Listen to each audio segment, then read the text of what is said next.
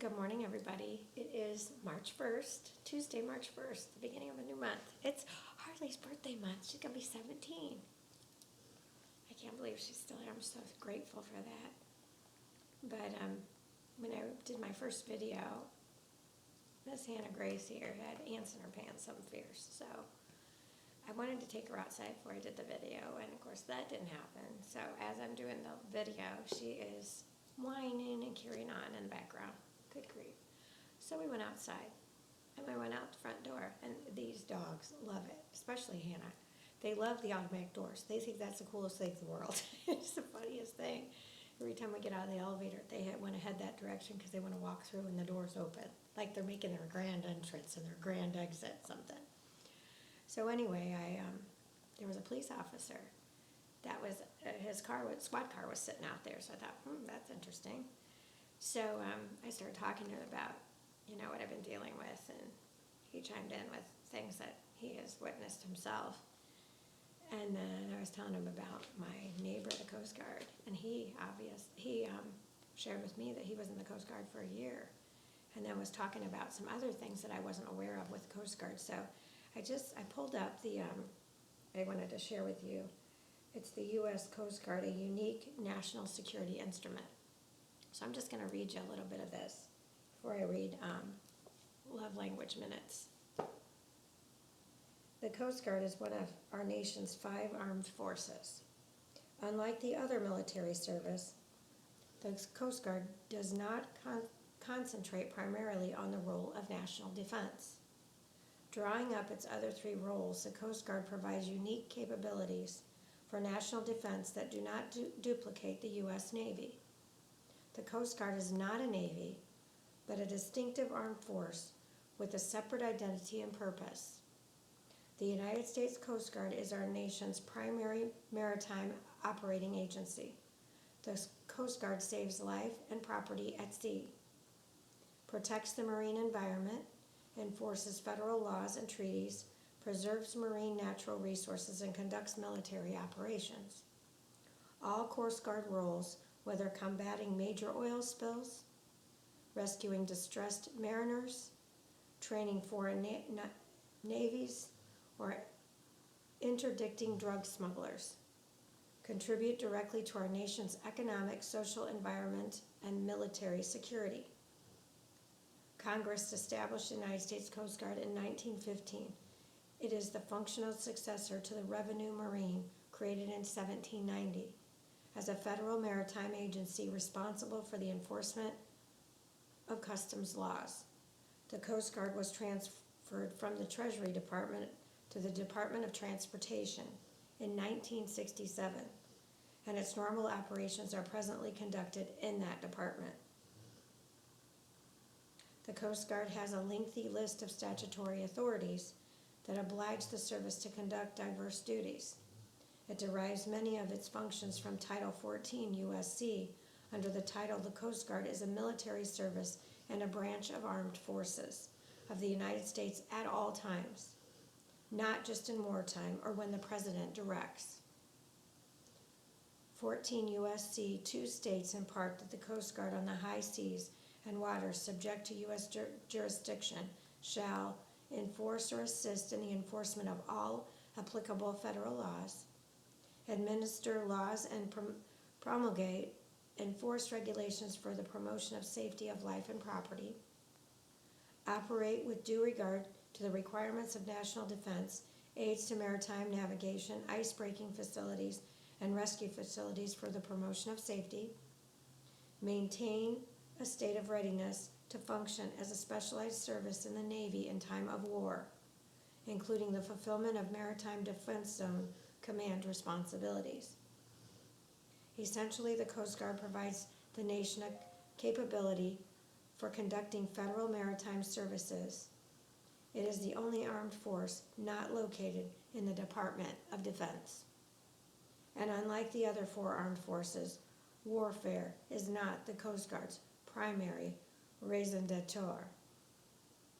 Despite its small size relative to other armed forces, the Coast Guard is a complex organization that has a variety of roles and missions. It is a multi-mission agency for 4 broad General roles in the maritime arena: 1, safety; 2, law enforcement; 3, environmental protection; and 4, national defense. So it's quite interesting to run into him this morning.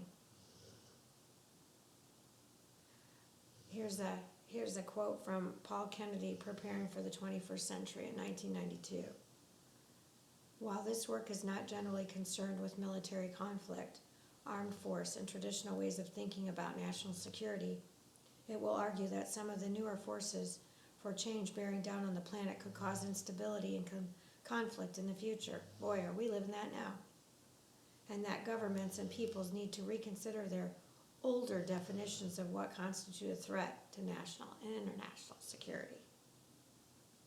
Wow. So, interesting what you say. March 1st. Personality differences on the same team. Well, that kind of goes with that because my next door neighbor, that was a Coast Guard, and I shared with him, the police officer, I shared with him about my next door neighbor and what he endured. And that's the one thing that he's talked about is the personalities on his ship. And then the higher ranks and the lies that go on. I mean, just like they deceived him and told him that, he can't risk getting anybody else sick on the boat because they're in close quarters, blah, blah, blah, just all a bunch of diarrhea of the mouth. So he conformed against his better judgment and then found out others on his ship refused. And he got really upset over that. So it's, you understand how important the Coast Guard's role is. And yet, look what they're doing to our servicemen and women. They're weakening our front lines. I'm not okay with that, and nor should you. Just saying. So that's what that equates to me. Just like my whole court thing, starting with the judge, the attorneys, and they're all, it starts at the top and just keeps trickling down. I mean, if you're not going to follow basic contract law as a judge, what other rules aren't you following?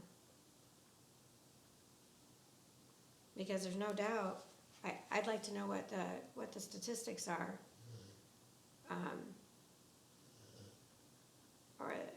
the statistics on how many tenants won against the landlord-tenant dispute in an eviction process.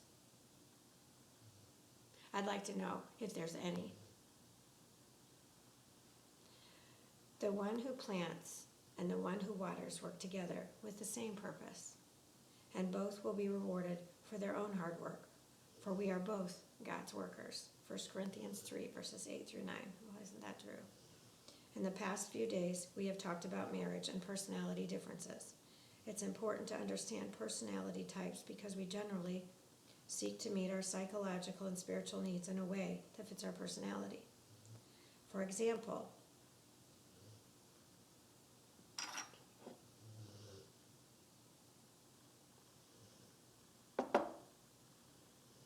a caretaker will find her significance in caring for a needy friend.